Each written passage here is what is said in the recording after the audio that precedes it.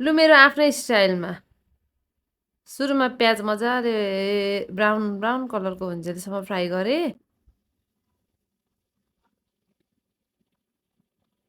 त्यसपछि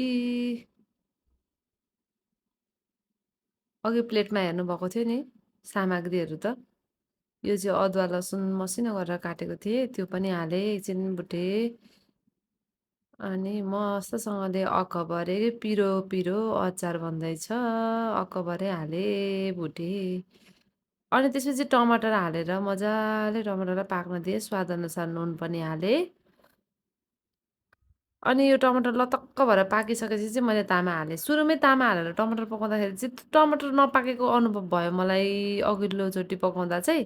त्यही भएर योपालि चाहिँ मैले पहिला टमाटर पकाएँ। अनि हेर्नु त यहाँ कस्तो मजाले पाको। रेडी भयो, रेडी खनाएँ। माझ्नु पर्यो नि त, कराही सफा गर्नु पर्यो। यति मात्रै होइन नि फेरि भिन्डी पनि पाकेको छ है आज।